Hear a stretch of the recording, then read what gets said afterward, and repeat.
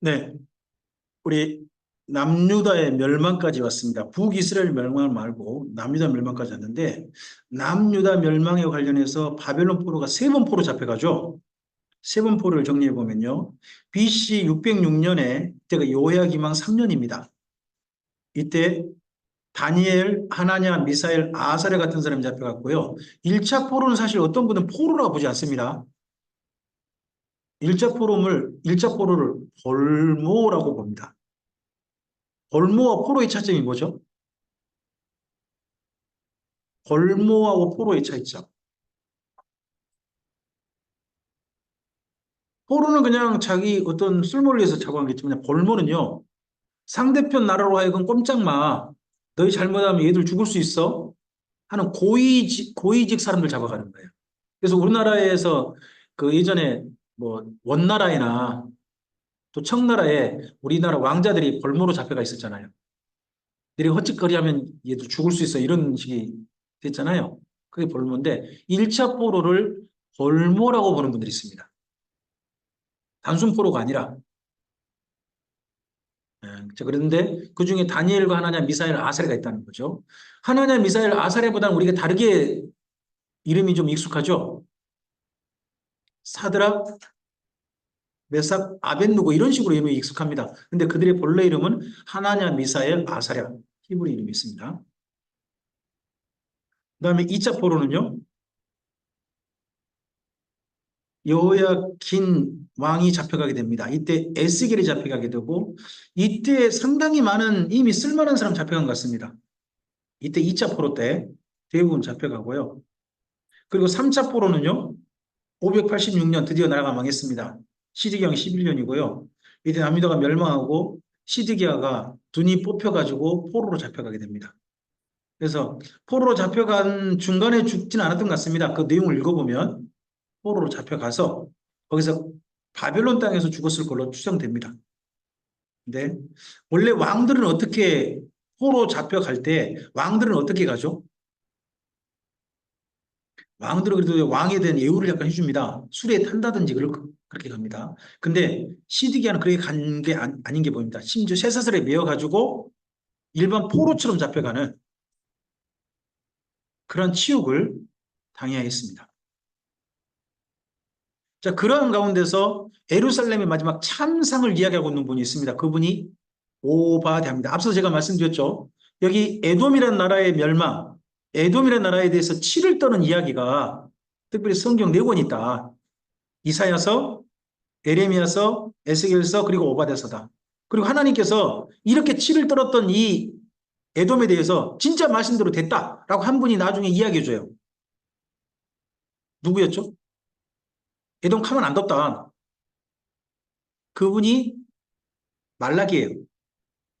말라기 1장에 보면 에돔 용서하지 않았다 하신 이야기를 주께서 어떻게 우리를 사랑하셨나이까 하는 답변으로 하신 그런 내용이 나와요. 그 내용이 나오는데 그게 오바댜서입니다. 자, 앞을 보실까요? 읽어주시죠. 형제인 에돔이 예루살렘의 멸망을 좋아하고 강도로 와서 자기 이익을 챙겼다는 강도 짓거리를 해요. 멸망당한 예루살렘에 와서 밑에요. 하나님께서는 그 에돔에게 만국을 벌할 날에 보복해 주시고 언젠가 유다는 회복시키실 것이다 하는 시각이 오바댜서 속에 있는 거죠. 자, 본문 내용을 좀 비교해 볼 게 있는데요. 이 오바댜서하고 제일 우리가 성경 앞에 4권 말씀드렸죠. 이사야, 에레미야, 에스겔, 그리고 오바댜 4권이 말씀드렸잖아요. 4권 중에 2권 내용이 너무 비슷해요. 표현이. 앞서서 제가 한번 이 표현을 말씀드렸던 것 같아요. 미가서하고 이사야서의 동일 표현이 나온 부분이 있다. 기억나시나요? 근데 여기도 그러해요. 오바댜서의 1장 2절부터 4절입니다. 읽어주실까요? 보라, 내가 너를 나라들 가운데 매우 작게 하였으므로 내가 크게 멸시를 받느니라. 너의 마음의 교만이 너를 속였도다. 바위 틈에 거주하며 높은 곳에 사는 자여, 내가 마음에 이르기를 누가 능히 나를 땅에 끌어내리겠느냐 하니 내가 독수리처럼 높이 오르며 별 사이에 깃들일지라도 내가 거기에서 너를 끌어내리리라. 여호와의 말씀이에요. 이런 표현이 있잖아요. 근데 이 표현이요. 제가 참고로 해놨어요. 여러분 거기다가 좀 다시 한번 써놓으실래요? 앞서 어디였죠? 오바댜서 1장 2절부터 4절 있죠? 그 옆에다가 비교라고 써놓으세요. 어디라고요? 에레미야 49장 14절에서 16절이라고 써놓으세요. 비교해서 읽어보시는 거예요. 제가 지금 여기 14절부터 썼는데 일부 썼고 그 다음 이어집니다. 자, 앞을 보시고 한번 내용을 비교하시면 읽어보시는 거예요. 읽어보시죠. 내가 여호와에게서부터 오는 소식을 들었노라. 사절을 여러 나라 가운데 보내어 이르시되 너희는 모여와서 그를 치며 일어나 싸우라. 보라 내가 너를 여러 나라 가운데서 작아지게 하였고 사람들 가운데서 멸시를 받게 하였느니라. 바위 틈에 살며 산 꼭대기를 점령한 자여 스스로 두려운 자인 줄로 여김과 내 마음의 교만이 너를 속였도다. 내가 독수리같이 보금자리를 높은 데 지었을지라도 내가 그리로부터 너를 끌어내리리라. 이는 여호와의 말씀이니라. 어떠세요? 두 가지 내용이. 거의 같아요. 요즘 같으면 뭐죠? 요즘 만약에 양쪽 가지고 어느 한 사람이 이쪽 논문 썼다 하면요. 이거 복붙이라 그래가지고 이거 표절이라고 불러요. 거의 복부 수준이잖아요. 그치는? 거의 그런 정도 수준이에요. 그럼 이 말은 뭔 말일까요? 에레미야서의 영향을 누가 받았다? 오바댜가 받았거나 아니면 오바댜서의 영향을 누가 받았다? 네, 둘 중 하나인 거예요. 근데 둘 중 어느 분이 영향을 먼저 줬을까요? 아무리 봐도 두 분 중에 에레미야가 영향을 준 것 같아요. 에레미야가 오바댜에게 영향을 준 것 같아요. 에레미야 말씀대로 되었다. 말씀대로 되었다. 하다 보니까 에레미야가 특별히 여기 에돔에 대해 했던 이야기를 오바댜가 적극적으로 인용한 것 같아요. 인용을 해요. 단, 이 중요한 내용은 뭔가요? 앞을 보시죠. 10절과 15절이 중요해요. 중요한 주제 구절입니다. 10절 읽어보죠. 내가 내 형제 야곱에게 행한 포악으로 말미암아 부끄러움을 당하고 영원히 멸절되리라. 15절이요. 여호와께서 만국을 벌할 날이 가까웠나니 내가 행한 대로 너도 받을 것인즉 내가 행한 것이 내 머리로 돌아갈 것이다 합니다. 여기 오바댜서의 중요한 주제가 뭔가요? 행한 대로 벌 받을 거라는 거예요. 이걸 보고 우리가 흔히 이렇게 말하죠. 심은 대로 거둔다. 하나님의 심판은 무슨 심판이 있다고요?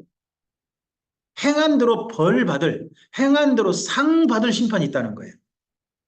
이 내용을 밝히고 있는 데가 여기 오바댜서입니다. 오바댜가 이렇게 강력하게 외치고 있는 그가 행한 일이 뭔가요? 예루살렘의 멸망 때에 이들이 와서 이런 짓을 했다는 거예요. 자, 제가 11절, 12절을 인용해 봤어요. 앞을 보시고 읽어주실까요?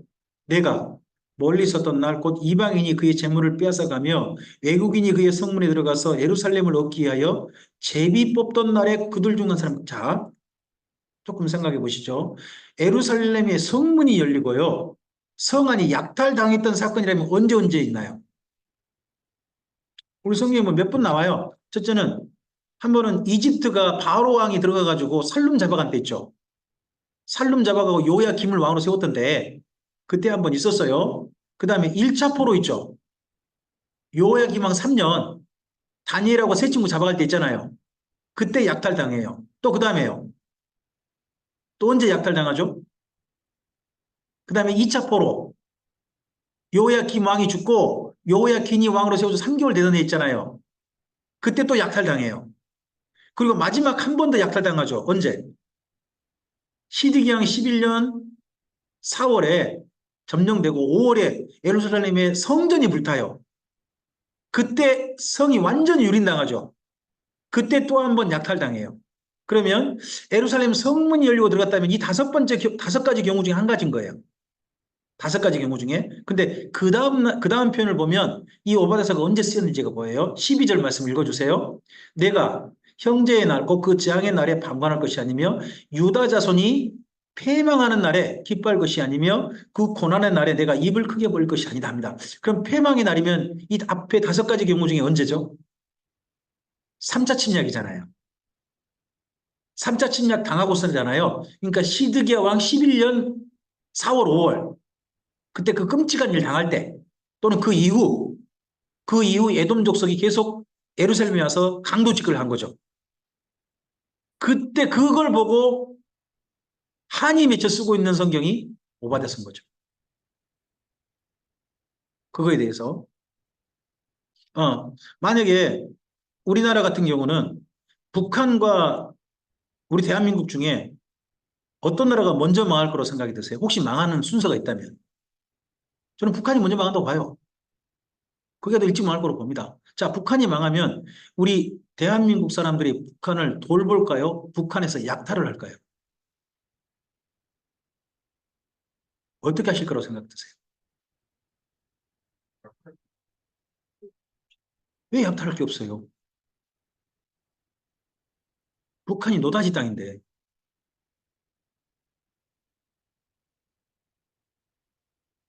그리고 지금도 예전에 북한에서 내려오실 때 그 소집 문서 가지고 계신 분들이 있다고 그러거든요. 6.25 때라니 그때. 그럼 6.25 때면 70년 지났고 그런 거잖아요.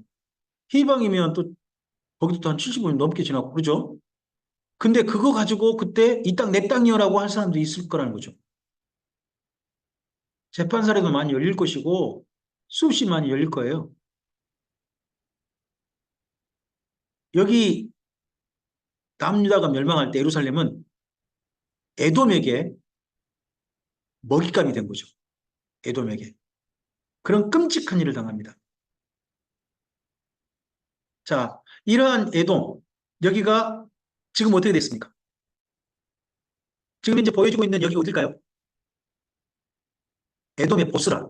우리 성경 보스라라고 표현되어 있습니다. 보스라. 페트라, 지금 현재 그 여루단에 있는 페트라와 달라요. 여기가 본래 에돔 족속의 수도였어요. 근데 지금 뭐만 남았어요? 이제 아무것도 없어요. 혹시 이사야서 말씀 기억나세요? 보스라가 어떻게 될 것이다. 짐승들이 서로 짝꿍 부르는, 암컷 수컷이 서로 짝꿍 부르는 그런 곳이 되고 말 것이다. 근데 진짜 그렇게 돼버렸어요. 아무것도 없어요. 여기는 다시는 도시가 세워지지 않아요. 그 이후에. 그런 땅이 에돔의 수도 보스랍니다. 이렇게 돼버리고 말았어요.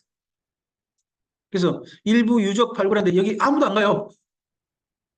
너무 산지가 있고 여기 혹시 가보신 분 있으세요? 저도 이런 영상 올라오니까 봤지. 이거 가보질 못했거든요. 대신 어디 가세요? 여기 가시죠. 여기 페트라잖아요. 여기는요, 에돔 족속 아니에요. 에돔 족속 아니에요. 여기는 나바티안 왕국이에요.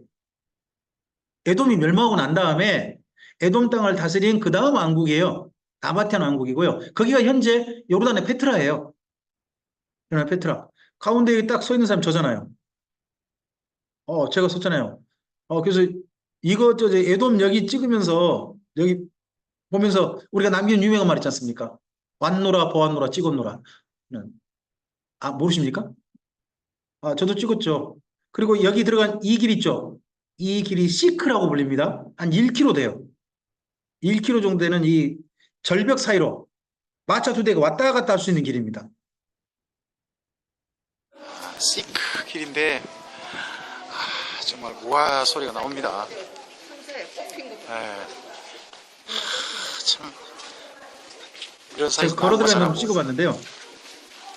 혹시 잠깐만 여기 뭐 보이세요? 이런 틈 사이에서 나무가 자라요.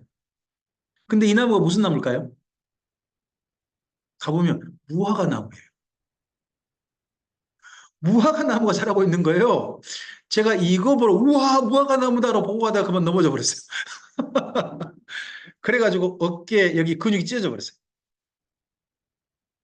오른쪽 이쪽 근육이 찢어가지고 이 다음부터 제가 영상을 제대로 찍질 못했어요. 여기 제가 그래서 성지 가가지고 분명한 한 가지 지혜를 배웠습니다. 경험으로 얻은 지혜. 성질 가서 반드시 발을 조심해야 된다. 걷는 걸 조심해야 한다라고 하는. 근데 좀 더 좀 보시겠습니다. 이게 중요한 게 아니라 이 길 있죠, 여기. 이 옆에 살짝 보이는 여기 있죠. 여기가 중요해요. 이 도시에는. 그리고 물수로가 있고 이게 뭐라고요? 물수려. 이게 어떤 걸까요? 이 절벽이 상당히 높아요. 그럼 이 절벽에 일교차가 있으니까 저녁이 되면 어떻게 될까요? 이슬이 맺혀요. 이슬 맺힌 게 밑으로 흘러내리잖아요. 그러면 여기 이게 원래는 예전에는 딱 물수로여서 옆으로 퍼진 게 아니죠. 물을 담아가지고 한 곳으로 흘려보내는 거예요. 이게 보면 저 입구에서부터 도시까지 경사로 아래가 져 있어요. 그러면 물이 자연스럽게 어디로 가는 거예요? 도시로 흘러 들어가는 거예요. 그래서 이 물을 모아가지고 도시에서 먹고 살았던 그런 도시예요. 여기가 성지순례 가보시면 여기가 페트라입니다. 수로를 만들었고, 경사가 살짝 져서 물이 밑으로 잘 원래 이게 흘러내리도록 살짝 돼 있습니다. 이렇게 돼 있는 거 혹시 보이세요?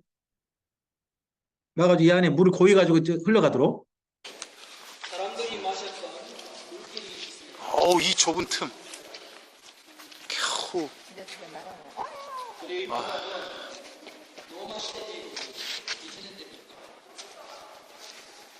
그 외적이 쳐들어오면 이런 데만 막으면 되는 거죠.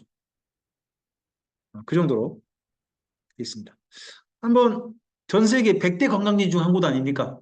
나바티아는 왕국입니다만 가볼 만한 데입니다. 근데 여기는 기억하고 가시기 좋습니다. 여기는 에돔 족속 나라 아니다. 성경에 나온 에돔 족속의 나라는 아니다 하는 건 기억하고 가시는 겁니다. 나바티아는 왕국이다 하는 겁니다. 네. 방금 좀 전에 읽으셨습니다. 하나님께서 에돔 족속의 행한 대로 뭐 하신다고요? 벌하시겠다 하지 않습니까? 근데 성경을 읽어봤더니 제법 행한 대로 갚으신 하나님이 곳곳에 있습니다. 그중에 제가 일부만 좀 가져와봤습니다. 시편 62편 12절입니다. 읽어주세요. 주여 인자하심은 주께 속하오니 주께서 각 사람이 행한 대로 갚으실 것입니다. 그럼 인자하심이라면요.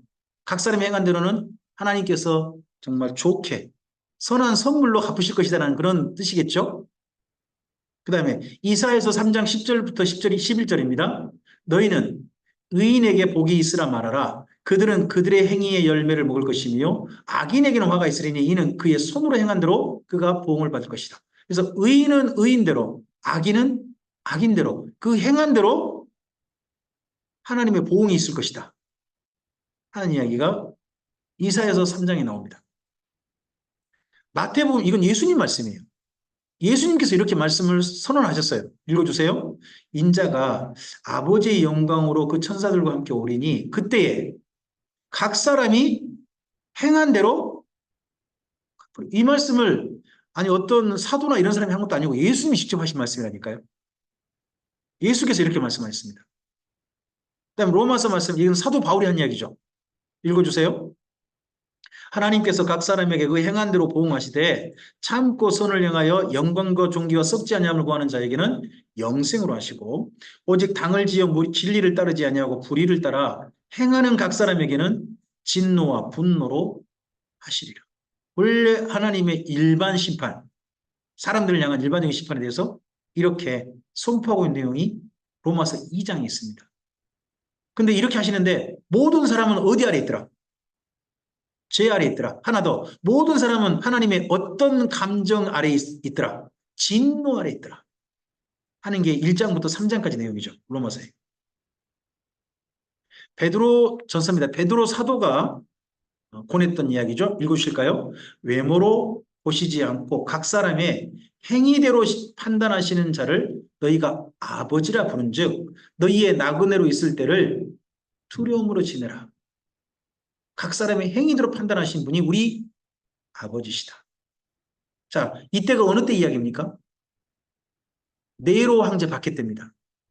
기독교인이란 이유 때문에 억울하게 죽임당해야 되는 그러한 때에 베드로는 뭘 이야기합니까? 우리가 기독교인이라는 게 아니라 모든 사람이 각 사람이 행한 대로 판단하실 분이 아버지시다 하고 그렇게 이야기를 하고 있는 거죠. 그리고 바울의 독특한 이야기가 있습니다. 예수님 믿은 사람들이 한 이야기입니다. 믿지 않는 사람들이 한 이야기 아닙니다. 예수님 믿고 있는 사람들을 교회 공동체에 했던 경고 내용입니다. 이 비슷한 내용이 갈라디아서도 있고 그리고 고린도 전서에도 있습니다. 있는데 그중에 갈라디아서 내용만 볼까요? 읽어주실까요? 육체의 일은 분명하니 곧 음행과 더러운 것과 호색과 우상숭배와 주술과 원수 맺는 것과 분쟁과 시기와 분냄과 당짓는 것과 분열함과 이단과 투기와 술취함과 방탕과 또 그와 같은 것들이라. 전에 너희에게 경계한 것 같이 경계하노니 이런 일을 하는 자들은 하나님 나라를, 자 여기 뒤에 전에 너희에게 경계했다 그러죠. 전에. 그러면 갈라디아서를 쓰기 전에도 이런 경고했다는 거죠. 누구를 대상으로 이 말했어요? 안 믿는 사람 아니에요. 갈라디아 교회에 들어온 사람들이 경고한 내용이에요. 그럼 잘 생각해 보세요. 내가 주님의 교회 안에 들어왔어요. 들어왔는데 여기 육체의 일을 계속해요. 여기 나열된, 열거된 그런 일들을 계속해요. 그럼 그 사람은 어떻게 되는 거예요? 그럼에도 불구하고 천국 갈까요? 사도 바울은 지금 경고하고 있어요. 너희가 교회에 들어왔다고 하면서도 여전히 이렇게 살고 있다면 이렇게 쉽게 말하는 거예요. 여기 갈라디아서니까 너 그 믿음 진짜 믿음 아니야. 그거 가짜야 그거. 지금 그렇게 얘기하고 있는 거예요. 진짜 믿음을 가졌다면 이제는 확실히 벗어버릴 건 벗어버리는 거예요. 이런 것들은 벗어버려야 한다는 거죠. 예수 믿었다고 하면서 이런 짓거리를 하고 있다. 그 사람 아직 예수님 안 믿은 거예요. 지 입으로만 예수님 믿겠다는 것이. 그런 이야기를 갈라디아서라든지 또는 고린도 전서에서도 이야기합니다. 고린도 전서에서도. 잠깐 좀 가볼까요? 고린도 전서 6장 한번 가보시죠.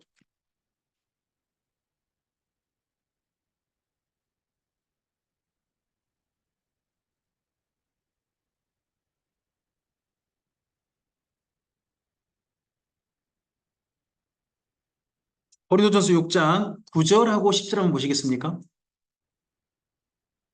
고린도전서 6장 9절에서 10절. 우리는 사도 바울이 믿음으로 믿어 오직 믿음으로 그러니까 그냥 아무 내 삶이 어떠하든지 간에 다 믿으면 돼. 예수 믿고 난 다음에 어떻게 살아도 돼. 그런 얘기 하신 분으로 착각하신 분들이 있더라고요. 전혀 그렇지 않습니다. 자, 9절부터 10절 읽어주세요. 방금 우리 읽은 갈라디아서하고 똑같은 말씀이에요. 읽어주세요. 불의한 자가 하나님의 나라를 유업으로 받지 못할 줄을 알지 못하느냐. 미혹을 받지 말라. 음행하는 자나 우상 숭배하는 자나 간음하는 자나 탐색하는 자나 남색하는 자나 도적이나 탐욕을 부리는 자나 술 취하는 자나 모욕하는 자나 속여 빼앗는 자들은 하나님의 나라를 유업으로 받지 못할 것이다. 너희가 전에 이랬지만 이제는 하나님 안에 들어왔다. 그럼 이런 삶은 너희는 확실하게 이제는 해서는 안 된다는 이야기 아닙니까? 더더구나 6장이 어떤 내용인가요? 고린도전서 6장이요. 예수 믿었다고 하면서 자기의 작은 이익 때문에 법정과 다투고 있는 사람들 때문에 이야기를 하신 겁니다. 법정 가가지고 내 이익 가지고 다투고 있어요. 그 작은 이익 때문에 교회 성도들이. 그걸 가지고 경고하는 이야기 속에 이런 내용이 있는 거죠. 자, 그래서 우리가 오바댜서가 짧습니다. 별로 길지도 않아요. 하지만 이걸 읽어볼 정말 중요한 가치가 우리가 자칫하면 하나님께서 은혜로 준비하신 구원, 그것 때문에 내 삶을 함부로 살아도 괜찮은가 하는 생각을 갖는 그런 생각에 경종을 주는 성경입니다.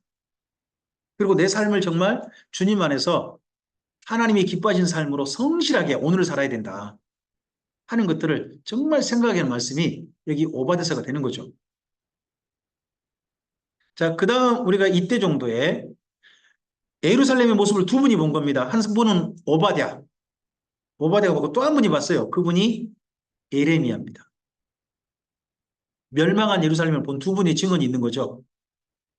예레미야서인데요. 자, 여기 보시고 읽으실까요? 첫째요. 예루살렘의 멸망 후에 비참한 광경을 목격한 예레미야의 두음시 형식의 슬픈 노래라는 겁니다. 예루살렘이 얼마나 비참해졌는지 읽어보면 보입니다. 근데 예레미야가 어떻게 썼다고요? 두음시 형식이라는 겁니다. 이거 독특한 형식입니다. 우리나라에도 그 자음 있지 않습니까? 기역, 니은, 디귿, 열, 미음, 비읍, 시도 있죠. 그런 것처럼 이스라엘 민족이 히브리어에도 그들의 어떻게 보면 알파벳이 있죠. 알파벳 알렛, 벳, 김멜, 달렛, 해, 우아우, 자인 이렇게 가는 게 있어요. 그러면 1절은 뭘로 시작했겠어요? 알렛으로 시작하는 겁니다. 알렛. 그럼 2절은요? 벳. 그렇게 하면 이스라엘 히브리어 알파벳이 몇 자일까요?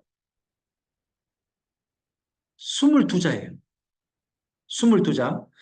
에레미야 얘가 1장이 몇 절까지 있는가 봐보세요. 이거 장절을 잘 구분해 놨어요. 에레미야 예가에 1장에 몇 절까지 있나요? 22절인가요? 그 다음에 에레미야 예가 2장은 몇 절까지 있나요? 22절이죠. 그 다음에 3장 가보세요. 3장은 66절이죠. 22 곱하기 3이에요. 그러죠? 그 다음에 4장이 몇 절인가요? 또 22절이죠. 그 다음에 5장도 몇 절이에요? 22절이죠. 그래서 히브리어 알파벳에 맞추려고 노력하는 흔적이 보여요. 장절 구분을 상당히 잘 해놨거든요. 그 다음에 이건 그 인쇄업자가 절은 구분해 놨습니다만 이스라엘 민족의 언어에 맞춰서 상당히 잘 구분해 놓은 거죠. 자, 그러면 우리는 슬픈 노래를 부를 때 보통 어떻게 되냐 그러면 자칫하면 이럴 수 있습니다. 슬픈 노래를 부르면요. 넋두리가 될 수 있어요. 내 감정을 따라 그냥 입에 나온 대로 막 말할 수 있잖아요. 근데 에레미야는 이 슬픔을 어떻게 표현한 거예요? 형식에 맞춰서 아주 절제된 감정으로 표현하고 있는데 절제된 감정이 너무 슬퍼요. 그런 내용으로 쓰고 있어요. 그래서 에레미야의 글 쓰는 실력이 얼마나 뛰어난지가 이 예가를 보면 보이죠. 예가를 보면. 더더구나 에레미야 예가는요. 바룩이 썼을까요? 에레미야가 직접 썼을까요? 바룩이 옮겨 썼다는 흔적은 잘 모르겠어요. 그럼 에레미야가 직접 썼다면 그것도 대단한 거죠. 흔적인 거죠. 자, 그 다음 앞을 보시고요. 밑에 읽으실까요? 실상은 비참한 신부를 바라봐야만 하는 하나님의 눈물의 노래입니다. 하나님께서 이스라엘 민족을 가나안 땅에 심으신 이유가 뭐죠? 정착하게 살게 하신 이유가 뭐예요? 너희가 내 말을 듣고 내 언약을 지켜서 내 소유가 되어지고 제사장 나라가 되어지고 거룩한 백성이 되어서 살아라. 그리고 너희 덕분에 너희 주변 나라들도 다 내 품에 안겼으면 좋겠다. 이게 하나님의 본래 뜻이셨죠. 뜻이셨는데 800년 사신 결과가 뭐예요? 먼저 북이스라엘을 망하고 마침내 어디까지 망한 거예요? 예루살렘까지 망해버린 거예요. 그 소원을 가지고 출발했는데. 그리고 글을 읽다 보면 에레미야만 울고 있는 게 아니라 하나님도 울고 계신 게 보여요. 그 예루살렘을 바라보. 그런 내용이 여기 에레미야 예가입니다. 에레미야 예가를 어떻게 읽을 것이냐 하는 것들을 관점을 좀 읽으실 때 있잖아요. 어, 좀 내용을 좀 이걸 좀 구분해 봤으면 좋겠어요. 말하는 분이 여기 지금 예루살렘을 바라보고 있는 분이 각 장마다 살짝 다르다는 거예요. 1장에서 누가 보느냐? 에레미야가 예루살렘을 봐요. 제가 읽어본 관점이에요. 2장에서는 누가 예루살렘을 보세요? 하나님께서 보세요. 3장은 이제 기도가 나오고요. 3장은. 그리고 4장은 누가 봐요? 예루살렘이 봐요. 예루살렘이 예루살렘을 봐요. 그리고 5장은 살아남은 자의 기도. 그래서 3장도 기도, 5장도 기도. 근데 나머지는 보면 에레미야가 본 예루살렘, 하나님께서 보신 예루살렘, 예루살렘이 본 예루살렘. 그래서 보고 있는 화자가 각각 다르게 약간 그렇게 표현하고 있다 하는 것도 독특한 거죠. 일단 내용 한번 정리해보고 본문 내용 살짝 한번 봐볼까요? 예. 첫 번째 읽으실까요? 예루살렘 성과 성전이 완전히 무너져 버렸습니다. 두 번째요. 성안과 성전까지 왜 성전에도 시체 가득할까요? 마지막 죽을 때 혹시 성전에 가면 신이 살려주실라나? 성전에 가면 저 무자비한 바벨론 군대라 할지라도 혹여 살려줄라나? 신이 무서워서 거기서 죽이질 않고 우리를 봐줄라나? 싶은 사람도 있었던 것 같죠? 근데 성전 안에서도 다 죽여버린 거죠. 그 다음에요. 시체 썩은 물이 예루살렘 흘고 왜 시체 썩은 물이 흐르고 있을까요? 시체는 가만두면 돼요, 안 돼요? 빨리 처리를 해야 됩니다. 왜 그러죠? 전염병이 발생해요. 전염병이 발생하고 그렇기 때문에 시체는 빨리 처리를 해야 돼요. 왜 근데 시체가 썩은 물이 예루살렘에 흘러요? 사람이 없어요. 시체를 치울 사람이 없는 거예요. 시체를 치울 사람이. 그 다음 또요. 생존자들은 식량이 없어서 굶고 죽어가고 있어요. 예루살렘이라는 도시는요, 사실 식량이 생산되는 도시가 아니에요. 다른 도시에 생량이 와야 돼요. 가보시면 보여요. 가보시면 보입니다. 식량이 생산된 도시가 아닙니다. 근데 그나마 생존했는데 식량이 오지 않으니까 더더구나 지난 3년 동안 바벨론에 포위되어 있으면 식량 다 먹어버렸잖아요. 자, 그 다음 또요. 그들은 모두 피부가 검게 변해 있었고 앙상하게 말라 있었습니다. 피부가 까매지면서 앙상하게 말라 있고 배만 뻘뚝 튀어나온 장면 혹시 보신 적 있습니까? 그 아프리카. 근데요, 사실 그 장면 우리 근처에서 그 장면 사진이 와가지고 본 적 없으십니까? 여러 해 전에 북한에 기근이 들었잖아요. 북한의 그 어린이들이 피부가 까매져가지고 피부를 상접하고 배가 뻘뚝 튀어나온 장면 나왔잖아요. 그, 왜 피부가 까매지죠? 피부가 재생이 안 되는 거예요. 피부는 이게 자꾸 반복해서 지금 죽고 또 피부가 새롭게 재생되고 하잖아요. 언젠가 우리가 죽을 때 되면요. 피부가 이게 재생이 안 돼요. 돌아가실 때 보면 피부가 가볍게 닦는데 벗겨져 버려요. 속살이 드러나요. 그러면 뭐 하실 때가 됐다. 내 몸이 더 이상 피부가 재생이 안 된다면 죽을 때가 됐다는 뜻이에요. 이거 목회자들은 알아야 됩니다. 결국 돌아가신 분들 자꾸 만나니까 알아야 될 사실이거든요. 근데 까맣게 보니 피부가 재생이 안 되는 거예요. 그럼 곧 죽을 때가 못 먹어서 가까워진 거죠. 극한 영양실조를 말한 거죠.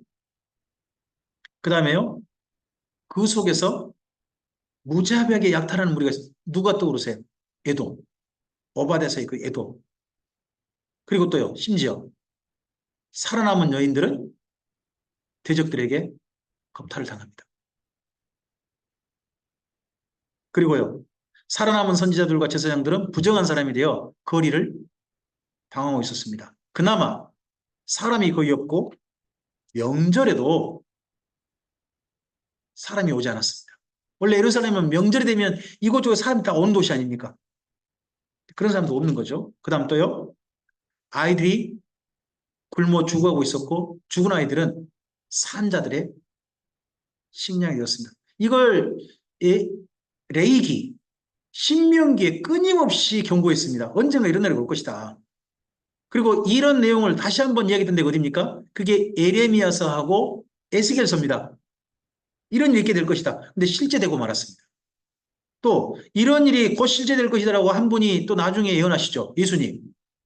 혹시 예루살렘을 두고 이런 얘기 하신 거 떠오르십니까?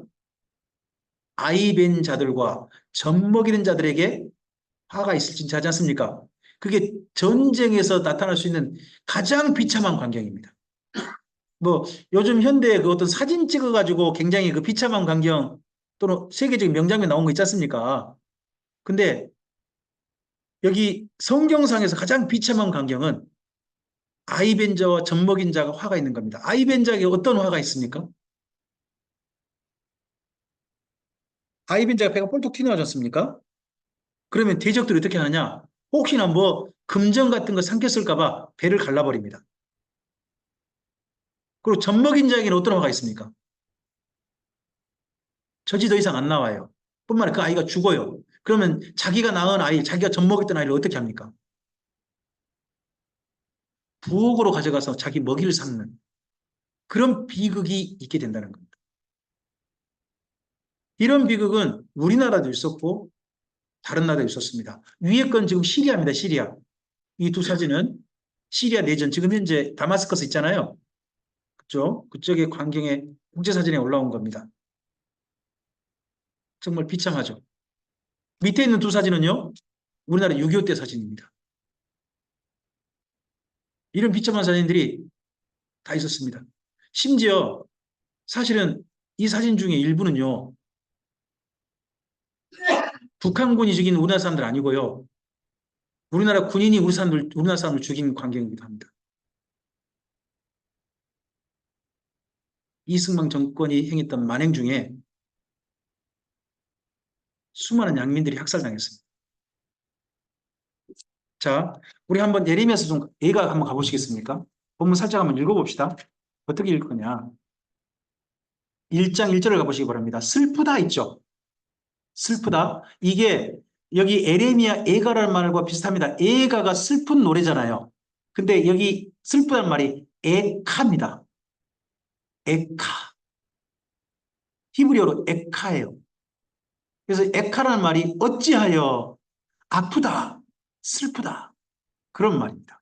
슬프다 이성이여.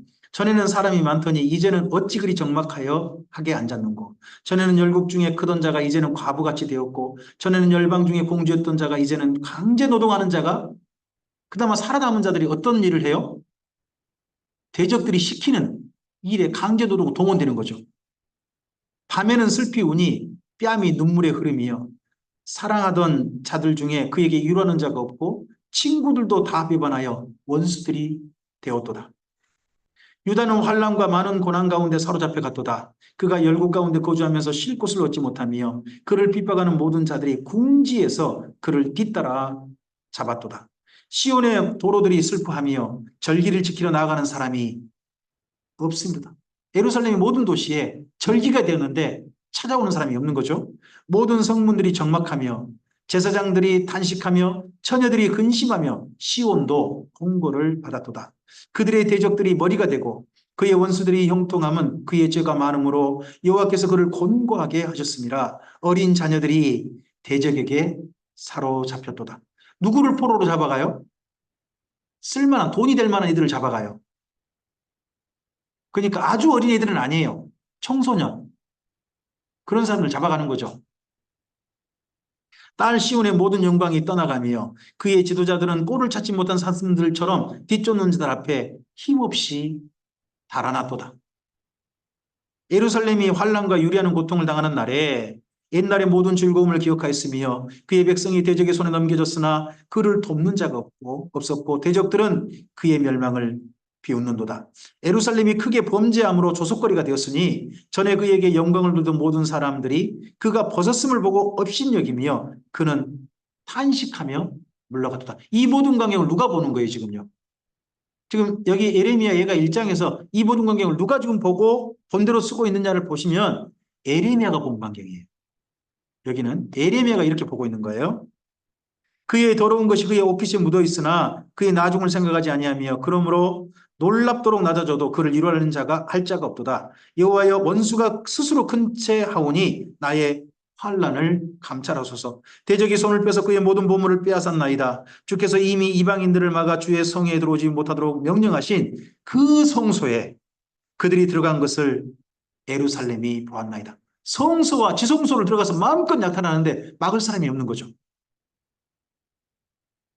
그 모든 백성이 생명을 유려고 보물을 먹을 것으로 바꾸었더니 지금도 탄식하며 양식을 구하나이다. 나는 비천하오니 여호와여 나를 돌보시옵소서. 지나가는 모든 사람들이여 너희에게는 관계가 없는가? 나의 고통과 같은 고통이 있는가 볼지어다. 여호와께서 그의 진노하신 날에 나를 괴롭게 하신 것이로다.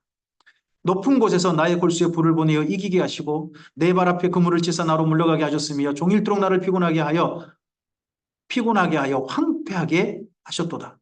내 죄악의 멍에를 그의 손으로 묶고 얽어 내 목에 올리사 내 힘을 피곤하게 하셨으며 내가 감당할 수 없는 자의 손에 주께서 나를 넘기셨도다.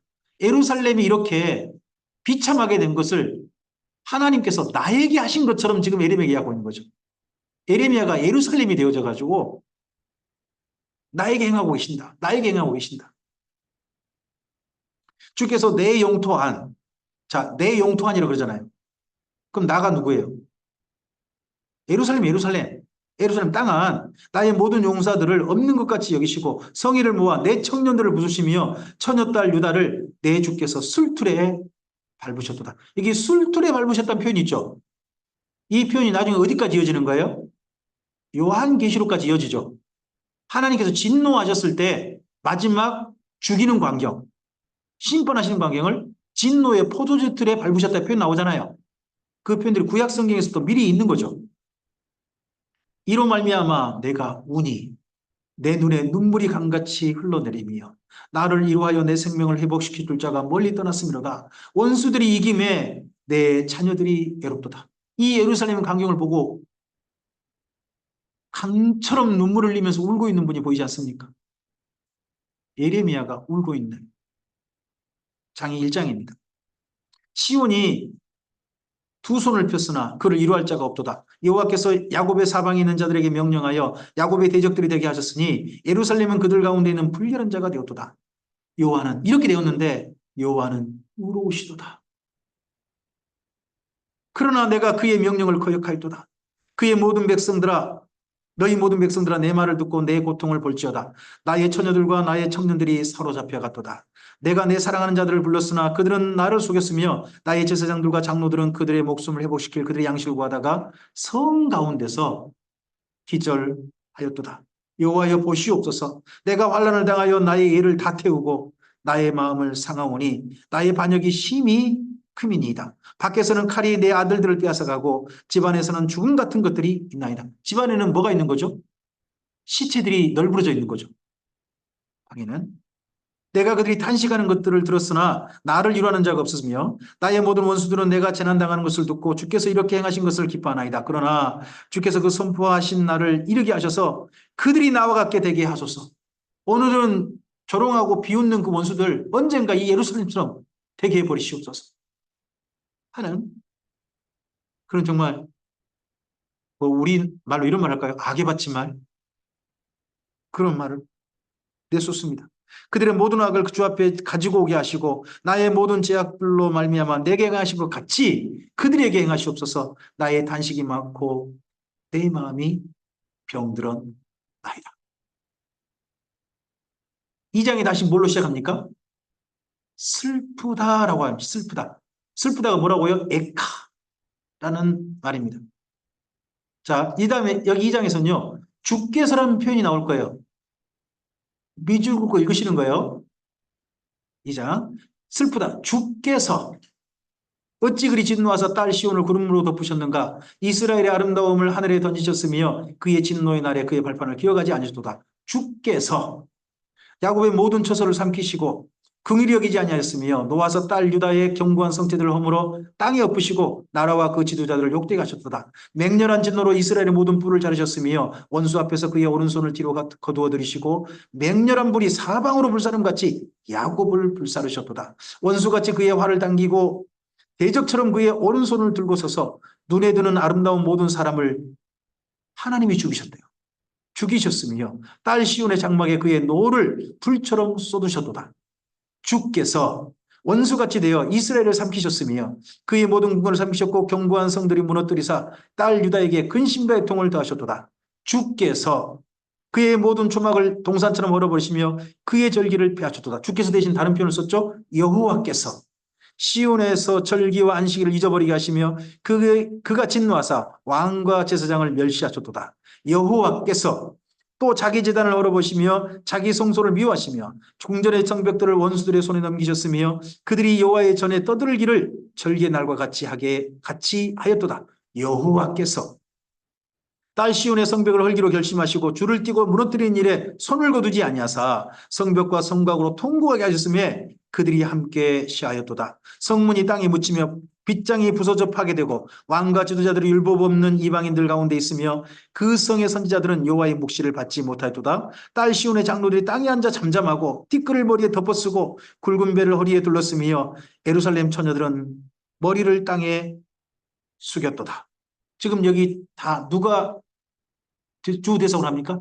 주 여호와잖아요. 그러면서 11절에 내가 나옵니다. 이 나라는 분이 예레미야일 수도 있습니다. 근데 저는 여기 2장에 나라는 분이 지금까지 주께서잖아요. 여호와께서잖아요. 그래서 저는 11절에 나라는 분은 하나님으로 읽어도 괜찮지 않나 저는 생각을 갖습니다. 내 눈이 눈물에 상하며 내 창자가 끊어지며 내 간이 땅에 쏟아졌으니 이는 딸 내 백성이 패망하여 어린 자녀와 젖먹이는 아이들이 성읍 길거리에 기절함이로다. 그들이 성읍 길거리에서 상한 자처럼 기절하여 그의 어머니들의 품에서 혼이 떠날 때에 어머니에게 이르기를 곡식과 포도주가 어디 있느냐 하도다. 이렇게 말하는 나란 분이 누굴까요? 이분은 예루살렘을 향해 이렇게 표현합니다. 딸 예루살렘이에요. 그 다음 13절에 보면 그렇게 나오죠. 딸 예루살렘. 내가 무엇으로 내게 증거하며 무엇으로 내게 비유할까? 처녀 딸 시온이여, 내가 무엇으로 내게 비유하여 너를 이루할까? 너의 파괴됨이 바다같이 크니 누가 너를 고쳐줄소냐? 지금 예루살렘을 진노하셔서 무너뜨리신 하나님께서요, 예루살렘이 실제 무너진 걸 보고 울고 계시고 하신 게 보입니다.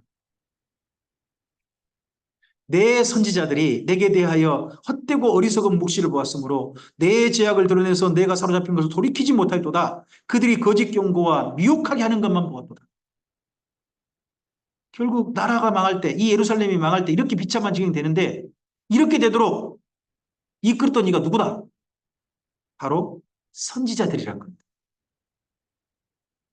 모든 지나가는 자들이 너를 향하여 박수치며 딸 예루살렘을 향하여 비웃고 머리를 흔들며 말하기를 온전한 영광이라 모든 세상 사람의 기쁨이라 일컫던 상이 이 성이냐 하며, 내 모든 원수들은 너를 향하여 그들의 입을 벌리고 비웃고 이를 갈며 말하기를 우리가 그를 삼켰도다. 우리가 바라던 날이 과연 이 날이라. 우리가 얻기도 하고 보기도 하였다. 예루살렘 망하는 걸 그렇게 원했더니 드디어 망했다 하고 그 대적들이 노래한다는 거죠. 다시 돌아갑니다. 여호와께서 이미 정하신 일들을 행하시고 옛날에 명령하신 말씀을 다 이루셨으며 긍휼히 여기지 아니하시고 무너뜨리사 원수가 너로 말미암아 즐거워하게 하며 내 대적들이 뿔을 높이 들리게 하셨도다. 그들의 마음이 주를 향하여 부르짖기를 딸 시온의 성벽아, 너는 밤낮으로 눈물을 강처럼 흘릴지어다. 스스로 쉬지 말고 내 눈동자를 쉬게 하지 말지어다. 초저녁에 일어나 부르짖을지어다. 내 마음을 주의 얼굴 앞에 물쏟듯 할지어다. 갓길 어귀에서 주려 기진한 내 어린 자녀들의 생명을 위하여 주를 향하여 손을 들지어다 하였도다. 지금 예루살렘에서 누가 죽어가고 있는 거예요? 특히 먼저 생존한 자들 중에 얘들이 먼저 죽어가고 있는 게 보이죠. 여기까지 하고서 이제 화자로 돌아옵니다. 여호와여 보시옵소서. 주께서 누구에게 이같이 행하셨는지요?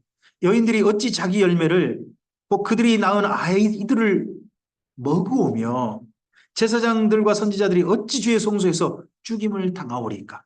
늙은이와 젊은이가 다 길바닥에 엎드려져 싸우며 내 처녀들과 내 청년들이 칼에 쓰러졌나이다. 주께서 주의 진노의 날에 죽이시되 궁일이 여기지 아니하시고 도륙하셨나이다. 주께서 내 두려운 일들을 사방에 부르시기를 절기 때에 무리를 부른 같이 하셨나이다. 여호와께서 진노하신 날에 피하거나 남은 자가 없나이다. 내가 낳아 기르는 아이들을 내 원수가 다 멸하였나이다. 자, 이렇게 내용을 읽어가 보면요, 사실 내용이 어렵진 않아요. 어렵진 않습니다. 그런데 이 어렵지 않는 내용을 정말 슬픈 감정을 있는 그대로 내내고요. 특히 화자를 드러낼 때, 그 예루살렘 목격하는 대상을 드러낼 때 눈물을 흘리는 장면을 꼭 넣습니다. 그러니까 하나님도 우시고 선지자도 울고 심지어 이렇게 비참한 지경이 된 예루살렘도 우는 그런 일이 이 자리에 있는 겁니다. 그러면 자, 한번 좀 더 생각해 봅시다. 이 에레미야 이야기를 왜 성경으로 남겨놓으셨을까요? 왜 성경으로 남겨놓으셔서 우리에게 읽게 하실까요? 저는 이렇게 생각합니다. 너희는 이러지 않았으면 좋겠다는 겁니다. 너희는 이렇게 되지 않았으면 좋겠다는 겁니다. 이스라엘 민족이 지금도 에레미야 예가를 읽으면서 다시는 예루살렘이 이렇게 무너지는 일이 있어서는 안 된다 하고 그들도 읽는 것처럼 우리 또한 우리는 예루살렘, 이스라엘의 예루살렘이 무너지는 거 말거나 그거보다는 현재 주님의 교회들이 주께서 몸을 이루게 하시는 주의 거룩한 교회들이 이렇게 비참하게 멸망하는 일이 결코 있어서는 안 된다 하는 정말 결심이 서고 확실한 반면교사로 읽어야 할 말씀이 저는 이 말씀이라고 생각합니다. 어떤 사람들을 향해서는 하나님께서요, 마지막에 지옥으로 보내시면서 우실지도 모릅니다. 제가 구약 성경을 읽어보면서 한 가지 제게 좀 보인 게 있습니다. 그건 뭐냐 그러면요, 하나님께서 헤어지실 때 마지막 하신 이야기가 나 너 사랑했다라는 이야기들하는 겁니다. 북이스라엘과 헤어질 때 쓴 성경이 뭡니까? 호세아서 아닙니까? 근데 호세아서 읽어보시면요, 하나님께서 이스라엘 사랑했다는 이야기를 하십니다. 그런데 지금 뭐 하는 겁니까? 망한치경에 온 겁니다. 그리고 에레미야서 있죠. 에레미야서 읽어보면 하나님이 지금 멸망 지경에 있는 남유다를 향해서 뭐라고 하십니까? 내가 너 사랑했다는 이야기를 하십니다. 그리고 말라기 있지 않습니까? 말라기가 이제 드디어 하나님과 이스라엘 민족이 헤어지잖아요. 천년의 삶을 이제는 더 이상 하나님 할 수 없이 헤어지시잖아요. 그때 하나님께서 이스라엘 민족이 하신 얘기가 뭡니까? 내가 너를 사랑하였노라. 이 이야기를 하시는 겁니다. 저는 그래서요, 이런 성경 얘기를 읽다가 그 성경 읽다 보면 이런 표현, 신약성 보면 이런 표현 나오잖아요. 하나님을 떠나 어둠으로 들어간 사람들이 슬피 울며 이를 갈며 거기 갈 거라고 그러지 않습니까? 왜 슬피 울까요? 저는 혹시나 마지막에 그 사람들이 듣는 이야기 가운데 혹시나 이런 이야기 있을지도 모르겠다는 생각이 들어요. 하나님께서 그의 인생을 얼마나 살았던지 그 인생 가운데 하나님을 만날 수 있도록 여러 번 기회를 주신 그 하나님께서 그에게 말씀하시기를 나 너 사랑했다 야. 혹시나 그런 이야기를 듣고 지옥 가는 것은 아닐지 하는 생각을 저는 해봅니다. 여기 에레미야 예가 같은 일은 결코 우리에게 있지 않기를. 울면서 지옥 보내신 일은 하고 싶지 않으신 하나님. 그 하나님 이야기가 오늘 우리가 읽어야 될 하나님 이야기지 않을까 싶습니다. 자, 이 다음에 이런 비참한 일을 당한 이스라엘 민족이 바벨론 포로에서 그럼 어떻게 살았습니까? 하는 이야기가 다니엘서입니다. 다니엘서를 구약의 묵시로, 구약의 요한계시로 그렇게 읽는 분들이 있습니다. 죄송합니다만 다니엘서를 그렇게 읽기 시작한 사람들은요. 사도들이나 이런 사람들 아니고요. 누구냐? 안식교인입니다. 안식교인들이 먼저 그렇게 읽었습니다. 이단들이 그렇게 먼저 읽었다니까요. 근데 이단들이 읽은 것 때문에 지금 교회가 이 다니엘서를 이상하게 읽어버리는 거예요. 본래 읽는 대로 읽어야 됐는데 이스라엘 민족은 지금도요. 다니엘서를요. 선지서로 보지 않습니다. 우린 지금 대선지서 속에 들어있잖아요. 근데 이스라엘 민족은 선지서로 보지 않아요. 이걸 그냥 케투빈, 성문서 그 속에 넣고 지금도 읽습니다. 근데 다니엘서는 전반부 1장부터 6장이 있고요. 후반부 7장부터 12장 있습니다. 시점이 달라요. 1장은 3인칭으로 썼어요. 다니엘을요. 3인칭 시점으로 씁니다. 근데 7장부터 12장은요. 나 다니엘 1인칭 시점으로 씁니다. 그리고 이 필요한 이야기가 그 다음 조금 좀 더 자세히 좀 볼게요. 먼저 다니엘서를 새롭게 좀 읽어보자는 겁니다. 1번 구분 옆에 읽어주실까요?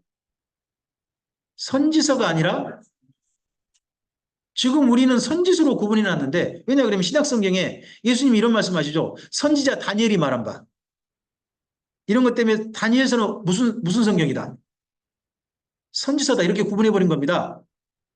그럼 이스라엘 민족은 그렇게 하지 않습니다. 생각해 보십시오. 하나님의 선지자 그러면 누가 또 떠오릅니까? 다윗도 선지자입니다. 아브람도 선지자고요. 선지자가 많습니다. 근데 다윗 이야기를 우리는 선지서로 읽지 않습니다. 역사서로 읽잖아요. 그것도 이스라엘 민족은 네비인, 선지자의 글로 읽어버립니다. 근데 선지자들 쓴 글로. 그런 것처럼 다니엘서는 이스라엘 민족의 구분이 도리어 맞다고 봅니다. 저는 선지서가 아니라 특별한 목적과 다른 목적이 있다는 겁니다. 글을 쓴 목적이. 자, 두 번째 이 내용이 중요하다고 생각합니다. 읽으실까요? 포로 훈련 일지와 역사 계십니다. 포로 훈련 일지라는 겁니다. 자, 이스라엘 민족이 광야 훈련 일지가 있었죠.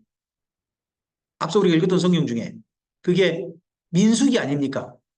민수기 그런 것처럼 그 40년 훈련이고 이스라엘 민족이 70년 동안 바벨론 때 어떤 훈련을 받았는지 쓰고 있는 성경이 여기 다니엘서입니다. 그러니까 다니엘서와 글 성격이 제일 비슷한 성경을 한 권 찾는다면 그건 민수기가 됩니다. 민수란 글과 성격이 유사합니다. 그래서 관심사가 뭔가요? 다니엘서의 관심사는 이겁니다. 옆에 읽어주실까요? 기한과 성전 중건 그리고 그 이후에 우리는 어떻게 돼야 되는데 하는 데 관심이 있습니다. 그래서 이런 내용을 중심으로 씁니다. 그리고 오해라는 겁니다. 다니엘서를 구약의 묵시로 이렇게 본 건 안식교라는 겁니다. 안식교다. 좀 다른 관점을 읽으셔야 한다는 겁니다. 자, 그러면 여기 다니엘서를 통해서 또 그 이후 문서를 통해서 이스라엘 민족은 뭘 깨달았느냐 하는 것을 정리해 봅시다. 1번 읽어주세요. 우상은 아무것도 아니고 상천하지에 하나님만 유일하시다. 이걸 어디서 깨달아요? 두라평지 풀무불 속에서요. 풀무불 속에서 이걸 깨닫습니다. 확증받습니다. 그 다음에 두 번째요. 조상들과 자신들의 큰 죄를 깨닫습니다. 그래서요, 여기 다니엘의 기도, 다니엘 기도가 9장에 나오거든요. 9장. 그리고 이 다음에 에스라의 기도가 나와요. 에스라의 기도, 에스라서 9장 있죠. 에스라서 9장. 그 정도 가면 에스라의 기도가 나올 거예요. 에스라의 기도. 그리고 느헤미야의 기도가 나옵니다. 느헤미야에서 1장, 느헤미야 기도가 있어요. 이런 기도라든지, 그리고 학계, 스가랴, 이런 분들이 공통적으로 고백한 게 뭡니까? 전부 다 조상들이 큰 죄를 지었다. 고백합니다. 자신들도 큰 죄를 지은 사람들이다. 하는 걸 깨달았다는 겁니다. 우리가 죄인이다. 하는 걸 깨달았다는 겁니다. 그 다음에 세 번째입니다. 읽어주세요. 교만한 자를 물리치시고 믿고 의뢰한 자 도우심을 채택했습니다. 교만한 자가 누군가요? 다니엘서에 나오는 교만한 자. 그가 느부갓네살입니다. 느부갓네살이 나중에 조서를 내려요. 자기가 다니엘의 충고에도 불구하고 권면에도 불구하고 이 나라 내가 세웠는데 하자마자 갑자기 이 사람이 이상한 들짐승 돼가지고 7년 동안 왕이 있지 못하고 헤맸다 하는 내용을 쓰고 있어요. 그거에 대해서 두 가지로 봐요. 하나는요, 정신 이상 생겼다 보는 게 있고, 또 하나가 있는데요. 그때 정도에 이 느부갓네살의 나라에 반란이 일어나가지고 한 7년 정도 나라를 제대로 못 다스리고 도망자 생활을 했다. 이렇게 보는 견해도 있습니다. 에 대해서는 뭐 찾아봐야 알겠죠. 그 느부갓네살을 통해서 교만한 자 물리친다 하는 걸 보여주시고요. 믿고 의뢰하는 자를 도우신다를 어디서 체험해요? 사자굴 속에서 체험하죠. 다니엘이 사자굴 속에서 체험하는 그 내용이 있습니다. 그 다음에 네 번째입니다. 읽어주세요. 성전 없는 상태에서 성경에 관심을 기울입니다. 기도에 힘쓰고 성경에 관심 기울여 성경을 다 모으고 수집해서 마침내 모여진 성경이 한 사람의 손에 의해서 전체가 정돈됩니다. 그분이 나중에 에스라가 됩니다. 그래서 바벨론 포로 생활은요, 그냥 지나간 시간 아닙니다. 하나님을 향한 신앙이 한 차원 더 성숙하고요. 지혜가 정돈되어지고요. 깨달을 걸 깨닫고요. 그리고 이제 그동안 나라가 망할 때까지 계속했던 우상숭배 있지 않습니까? 다시는 안 하는 나라로 진짜 새롭게 출발합니다. 그러면 바벨론 포로 생활 진짜 할만했다는 거죠. 하나님께서. 그러니까 이들을 살려두셨고 이들을 가리켜서 나중에 남은 자라고 하신 겁니다. 남은 자라고. 자, 다섯 번째입니다. 읽어주세요. 성경을 수집, 사본을 만들고 가르치기 시작합니다. 이것 때문에 회당이 생기고요. 이 가르치는 자들을 하시딤이라고 부릅니다. 하시딤. 지혜라는 말이 헤세드죠. 헤세드. 헤세드라는 말이 하시딤. 그래서 지혜를 가르치는 자. 이들이 돼요. 이 지혜를 가르친 자들이 예수님 때까지 이어져요. 그래서 민중 속에 지혜를 가르친 자들이 모여 있어요. 있어요. 지도자가 됩니다. 랍비라 불립니다. 그들이 누구라 부르죠? 바리새인이 있죠. 바리새인들이 하시딤의 후예들입니다. 그리고 하시딤 중에 일부는 산으로 들어갑니다. 산으로 들어가서 공동체를 이룹니다. 그들을 가리켜 예수님 때 에세네파라 불리죠. 그래서 에세네파는 두 가지 부류가 다 모이게 되는데 제사장의 무리 일부하고 그리고 바리새인들의 무리 이들이 함께 모여가지고 쿰남 공동체 같은 공동체를 이루는 에세네파가 형성되게 됩니다. 이게 이때 바벨론 이때 생활부터 출발되는 겁니다. 다니엘서에서 볼 수 있는 겁니다. 그리고요. 여섯 번째입니다. 장차 강대국 틈에서 오래 고난받을 것을 깨달았지만 다시는 한눈 팔지 않습니다. 우상을 향해 다시는 눈 돌리지 않습니다. 다시는 우상 숭배하지 않습니다. 강대국 속에서 오래 고난받는 거 언제 깨달아요? 그게 다니엘서 7장부터 12장입니다. 7장 12장을 읽어보시면 가나안 땅을 지배하는 이가 누구예요? 바다에서 올라온 네 짐승이에요. 첫 번째 짐승이 누구죠? 가나안 땅을 지배하는 첫 번째 짐승 바벨론. 두 번째 짐승이 뭐예요? 페르시아. 세 번째 짐승이 뭐예요? 헬라. 네 번째 짐승이 뭐예요? 로마. 이스라엘은 가나안 땅의 주인이 되지 못해요. 그 땅에 살면서도 강대국 틈바구니 살아야 돼요. 하지만 다시는 우상 숭배로 눈 돌리지 않죠. 이것이 이때 여기에서 읽을 수 있는 내용입니다. 자, 좀 전에 제가 말씀드렸습니다. 다니엘서하고 비교해 볼 수 있는 성경이 뭐라고요? 민수기라니까요. 그래서 민수기하고 다니엘서를 비교해 보면 상당히 유사한 내용들이 보입니다. 자, 광야에서는 누구만 보입니까? 불기둥만 보이죠? 근데요, 바벨론이요. 이방 왕도 봐야 되고요. 우상들이 가득 있는 도시입니다. 그곳에서 하나님을 만나야 됩니다. 훈련 기간 보면 광야는 몇 년입니까? 40년이었죠. 그런데 바벨론 포로 생활은요? 70년이었습니다. 훨씬 더 시간이 높습니다. 그래서 마치 그 광야 생활은 4년제 학부 나온 것 같고 여기 바벨론 생활은요? 4년제에다 석사과정까지 한 것 같죠. 그렇게 오래 했습니다. 그리고 훈련생 성수가 확 줄어버립니다. 광야는 몇 명입니까? 60만 3,550, 3,550명입니다. 출발할 때. 그 다음에 바벨론은 몇 명 출발해요? 사실 2만 명 넘게 사람들이 잡혀갑니다. 그런데요, 에레미야 맨 끝에 있지 않습니까? 52장 에레미야서에 읽어보면 맨 끝에 보면 그 많은 사람 중에 일부러 숫자를 이렇게 쓰고 있습니다. 4,600명이라고. 그러면 바룩이 보기에 기대할 만한 사람 몇 명이더라. 포로 잡혀간 사람 중에서도 한 4,600명이더라 하는 걸로 보입니다. 나중에 예수님은 더 줄여버리시죠. 제자를 12명, 70명 그렇게 줄여버리시지 않습니까? 그리고 예수님 승천 때도 몇 명 겨우 남기십니까? 120명. 그룹 출발하게 하지 않습니까? 그래서 저는 목회를 크게 성도들 여러 사람 모으는 목회 굳이 많이 생각할 필요 없겠다 저는 생각을 가지고 있습니다. 점점 수를 줄이셨으면 그럼 더 적은 수로의 사람들과 함께 주님의 교회를 섬기는 것도 그게 뭐가 나쁘대. 제가 그리고 사실 용기를 얻게 만들어준 분이 있습니다. 그분이 에레미야입니다. 에레미야가 40년 목회했는데 성도 몇 명인지 아시죠? 40년 목회했는데 바로 한 사람입니다. 하나님 우리가 요즘 에레미야를 지금 현재 대한민국 데려와 가지고요. 40년 목회 성도 한 명이다 그러면요. 모든 주변 목사님들이 그 에레미야 보고 목회 잘한다고 할까요? 목회 실패했다고 할까요? 근데 하나님 앞에 정말 올바르게 목회했고 끝까지 바르게 했던 분은 예레미야라는 게 보이지 않습니까? 자, 그 다음에 생활 환경은요. 광야는 어떻습니까? 사람이 없어요.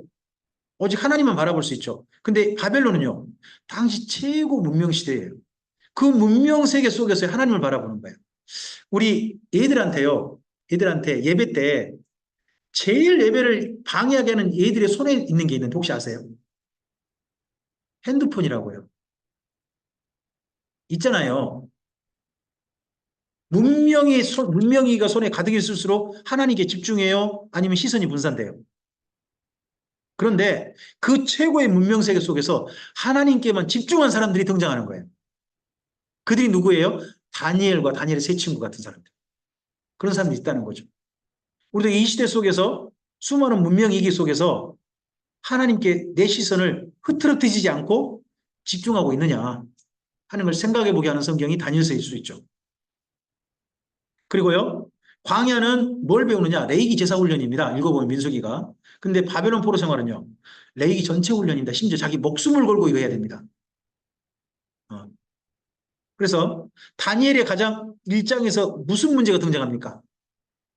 음식이죠. 다니엘이 맨 처음 포로 잡혀갔을 때입니다. 이때가 언제일까요? 포로로 잡혀갔다면 몇 살 정도일까요? 10대일 가능성이 높다고 봅니다. 10대일 가능성이 높다고 그렇게 봅니다. 그때 정도 어릴 때입니다. 그때는 무슨 문제? 음식 문제입니다. 우리 어린이들에게 제일 어려운 게 뭔지 아십니까? 음식을 구별시키는 게 진짜 어렵습니다. 우리 애들한테, 저희 집 아이들한테 어릴 때 콩을 먹였습니다. 집에서 집사람이 콩을 일부러 먹이고 즐겁게 먹는 습관을 가졌습니다. 근데 애들이요, 어린이집 가면서 콩을 안 먹기 시작합니다. 누가 안 먹어요? 콩밥이 나오는데 누가 안 먹어요? 친구들이 다 안 먹어요. 자기가 먹으면요. 자기만 이상해지는 거예요. 그러니까 친구들이 안 먹으니까 자기도 안 먹기 전에 집에 오면 이제 아예 콩을 안 먹어. 이게 참 음식이라는 게 쉽지 않더라고요. 또 학교를 보내지 않습니까? 저희 집에서 우리 아이들한테 정말 가르쳤던 게 있습니다. 아이스크림은 쓰레기다. 먹어서는 안 된다. 이거 네 몸에 평생 안 좋다. 나쁜 영향 준다. 했습니다. 우리 아이들이 그걸 지켰을까요? 안 지켰을까요? 집에서는 지켰죠. 집에서는 지켰죠. 근데 학교를 갔다가 나올 때 문방구가 있잖아요. 문방구에서 우리 집 애들은 그거 안 살 수 있어요. 근데 누가 사줄까요? 친한 친구들이 불량 과자 사주고 아이스크림 한 개 사주면 집에까지 올 동안 뭐하고 오는 거예요? 물고 오는 거예요. 물고 오다가 저한테 들킨 아들이 있다니까요. 이 음식 문제 쉽지 않더라고요. 두 번째요. 다니엘은 이름 가지고 많이 좀 의견들이 있었던 것 같습니다. 다니엘이라는 이름은요, 히브리식 이름이죠. 근데요, 느부갓네살이 다니엘에게 이름을 하나 지어줬어요. 그게 벨드사살이에요. 그러면요, 거기 바빌론 사람들은 여기 다니엘을 뭐라고 부르고 싶을까요? 벨드사살 하고 싶은 겁니다. 느부갓네살을 존중해서. 근데요, 다니엘이 자꾸 말하는 겁니다. 나는 누구다? 나는 다니엘이다. 그러니까 이 두 가지를 다 불러주는 애매한 상황이 됩니다. 그래서 여러분 성경 읽어보면요. 다니엘서 읽어보면 이런 말이 나옵니다. 예? 벨드사살이라 이름하는 다니엘. 누구도 존중하고 느부갓네살도 존중하고 그리고 거기다가 다니엘이라고 자꾸 하라고 하니까 그의 의견도 존중해주고 양쪽 의견이 함께 모여진 복잡한 이름의 그 다니엘을 부르는 호칭이 나옵니다. 읽다 보시면 보일 겁니다. 그 다음에 공직 생활은 뭐예요? 신상에게 절하지 않 특히 두라평지 있지 않습니까?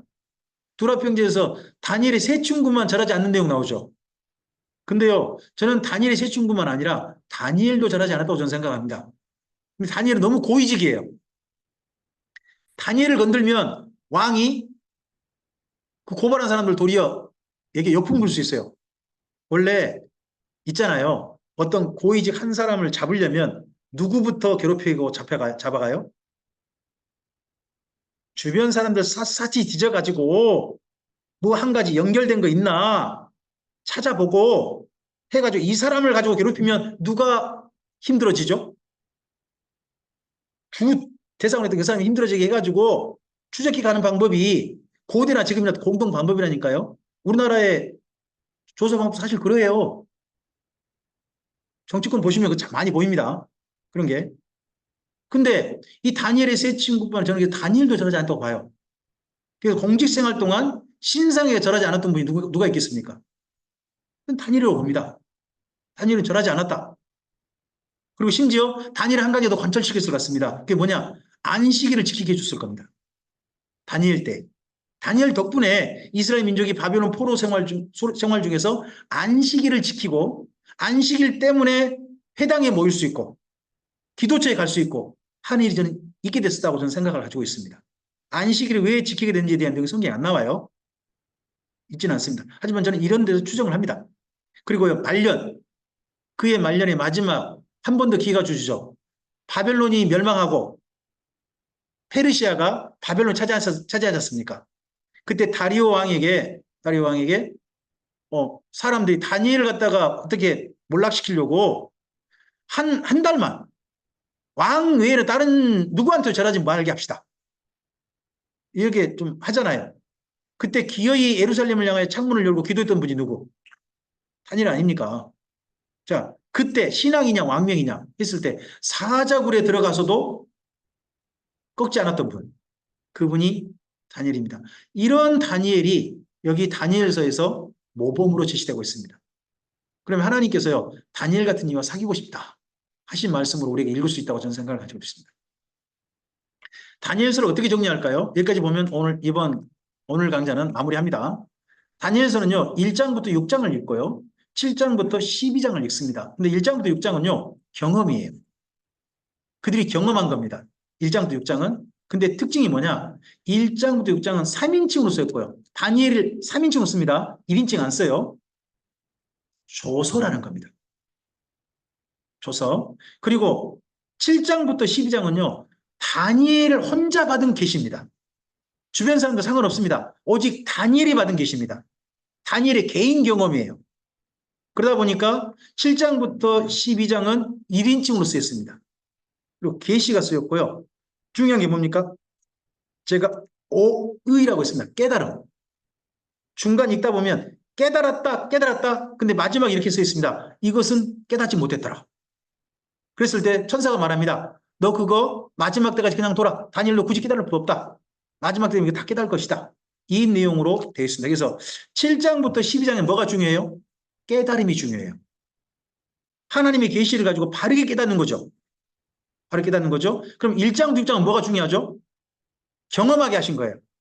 경험을 통해서 하나님이 이런 분이다 우리는 확증하는 거예요. 자, 그런 가운데서 이 경험이 예사 경험이 아니에요. 제가 지금 산 밑에 조서라고 썼나요? 조서. 다니엘서를 좀 가보시죠. 다니엘서를 가시면 다니엘서 1장과 2장은요. 1장과 2장은 조서가 없습니다. 조서라는 표현이 없어요. 근데 3장에 두라평지 있죠. 두라평지 금신상 이야기 나오지 않습니까? 근데 거기 맨 마지막을 가보세요. 29절. 29절 읽어보실까요? 그러므로 내가 이제 조서를 내리노니 각 백성과 각 나라와 각 언어를 말한 자가 모두 사드락과 메삭과 아벳누고의 하나님께 경솔히 말하거든 그 몸을 쪼개고 그 집을 거름토로 삼을지니 이는 이같이 사람을 구원할 다른 신이 없음이니라 하더라. 두라 평지에 금신상을 세웠던 사람이 느부갓네살입니다. 근데 느부갓네살이 거기 모든 모인 바벨론의 모든 고위 고관들에게 조서를 내린 겁니다. 사드락과 메삭과 아벳누고의 하나님, 여호와 하나님이죠. 여호와 하나님께서 결코 경솔히 말하지 말라 하는 것을 조서로 내립니다. 이건 그러면 확증된 사건인 거죠. 조서 기억하시기 바랍니다. 그 다음에 4장 1절 보세요. 4장 1절에 느부갓네살이 교만했다가 하나님의 깨닫고 쓴 이야기인 거죠. 4장 1절 읽어주세요. 느부갓네살 왕은 천하에 거주하는 모든 백성들과 나라들과 각 언어를 말하는 자들에게 조서를 내리노라. 원하노니 너희에게 큰 평강이 있을지어다. 여기 조서가 나오지 않습니까? 그럼 느부갓네살 자기가 경험한 7년 동안 짐승처럼 되고 했던 거 있지 않습니까? 그걸 쓰면서 오직 하나님만이 다니엘의 하나님을 찬송하라. 이런 내용으로 써준 겁니다. 이것도 정식 온 나라에 공표된 조서인 거예요. 조서. 그러면 확증된 개인 경험이 아니라 온 바벨론이 인정하는 경험인 거죠. 사건인 거죠. 그 다음에 5장 가보세요. 5장이 메네메네 대겔 우바르신 벨사살 왕때 사건입니다. 근데 그때 마지막에 29절 가보시면요. 29절 읽어주세요. 이에 벨사살이 명하여 그들에게 다니엘에게 자주색 옷을 입히게 하며 금사슬을 그의 목에 걸어주고 그를 위하여 뭐를 내려? 조서를 내려 나라의 셋째 통치자로. 근데 하룻밤 통치자예요. 그 다음날 바로 망해요. 근데 이 조서가 남겨져 있어서 여기 다니엘서 5장이 쓰인 거죠. 5장이. 공식적으로 인정한 메네메네 대궐 우바르신이 그냥 어떤 아무도 모르는 사건이 아니라 다 아는 사건이란 거죠. 아는 사건. 그리고 6장은 사자굴 사건 아닙니까? 사자굴에 들어갔다가 나왔을 때 조서를 내려줍니다. 25절 가보세요. 6장 25절 있죠. 두 번 다 25절에도 조서가 내렸고 26절 조서라는 표현이 나오죠. 밑줄 그어보세요. 그러면 다니엘이 사자굴에 들어간 사건은요. 실제 사건이라는 뜻이죠. 이거 조서로 증명한 거잖아요. 역사 문서로 증명한 사건들이 전부 다. 그러니까 여기 1장부터 6장까지 사건은요. 개인 경험, 우리 사실 간증할 때 있잖아요. 내 개인 경험 갖고 이야기하는 경우 있죠. 믿거나 말거나 그런 경우 있잖아요. 근데 여기 다니엘서의 간증은 어떤 사건이에요? 제국이 인정하는 사건이에요. 제국들이 인정하는 사건. 이 정도 되면 우리가 진짜 간증이랄 만하죠. 다 인정할 만한 사건. 그런 사건을 가지고 가서 하나님이 이런 분이시다.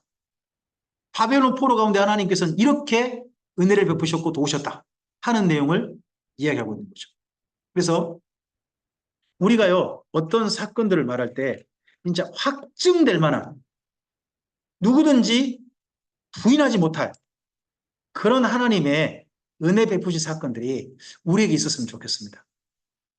그러면 우리의 삶이요 흔들리지 않고요. 그 삶을 그걸 목격한 사람들은요 하나님 안에서 더욱더 하나님을 바르게 나아갈 수 있습니다. 이러하신 주의 은혜가 이 말씀을 대하는 우리들에게도 함께하길 바랍니다. 오늘 강좌는 여기까지입니다. 이 이후에 다음번 강좌에는 다니엘서를 통해서 우리 한 가지 좀 보셔야 할 게 간단한 신구약 중간사입니다. 다음 우리 강좌 때는 신구약 중간사 오전에 한번 전체 진행 한번 짧은 시간이지만 그래도 한 100분, 2시간 정도 그 정도 시간을 좀 하겠네요. 그 정도 시간에 한번 신구약 중간사 한번 정리하고 그렇게 넘어가도록 그 다음 진행하도록 하겠습니다. 자, 좀 알리겠습니다. 이번 그 추석 때요. 추석 때 산청에서 2박 3일 강좌가 있습니다. 추석 강좌입니다. 이상하게 제가 올해는 설날에도 산청에 있고 산청 다녀왔습니다. 설날에. 근데 이번 추석 때 또 가게 생겼습니다. 현재 인원이 강좌가 성립할 만한 인원에 약간 모자랍니다. 몇 명 모자란 현재 상태로 알고 있습니다. 혹시 주변에 좀 알려주시고 또 그리고 오실 수 있는 분이 있으시다면 산청에 등록해 주시기 바랍니다. 그러면 추석 때 산청에서 또 명절을 같이 보낼 수도 있겠죠. 네. 그리고요, 지금 우리 삼색 강좌 카톡방에 이 광고 올라왔습니다. 김영일 목사님께서 올리셨어요. 10월 10일부터 12일까지입니다. 10월 10일부터 12일까지 구약 성경 에스라 성경 강좌가 서해안 청소년 수련원 거기 안에 있는 교회랍니다. 거기 안에 서해안 산상교회 이 교회에서 이 강좌를 진행한다고 합니다. 숙박할 수 있는 장소인가 봐요. 숙박할 수 있는 장소고요. 보니까 침구류는 준비 다 돼 있다네요. 침구류 준비 다 돼 있고 그래서 여기 오시라 하고 있습니다. 현재 우리 전체 카톡방 있지 않습니까? 거기에 알림이 있으니까 참고해 보시기 바랍니다. 그래서 우리 다음 모임 있지 않습니까? 10월달 모임은 원래는 12일로 계획을 했거든요. 10월 12일로 계획을 했는데 10월 12일은 제가 지금 저 서산을 가야 돼서 그 다음 주인 10월 19일 날 그때에 여기 우리 대전에서 성수원에서 그 다음 강좌 이어가도록 하겠습니다. 신구약 중간사 그리고 욥기 시편 잠언 전도서 아가서 시가서를 오후에 한번 진행을 해볼까 합니다. 진행해서 시가서를 좀 더 좀 자세히 제가 보통 그 산청 가면 시가서를 짧게 좀 끝내거든요. 저에게 시간을 주면 한 40분 정도에 끝내버리는데 이걸 좀 더 좀 자세하게 이번에 좀 다음에 진행할 것 같습니다. 네, 다음 모임을 위해서 또 한번 생각해 주시고 또 함께 참여해 주시고 또 초대도 해 주시는 그런 부탁 좀 드리겠습니다. 네, 오늘 여기까지 감사합니다. 오늘 하루 수고하셨습니다. 감사합니다.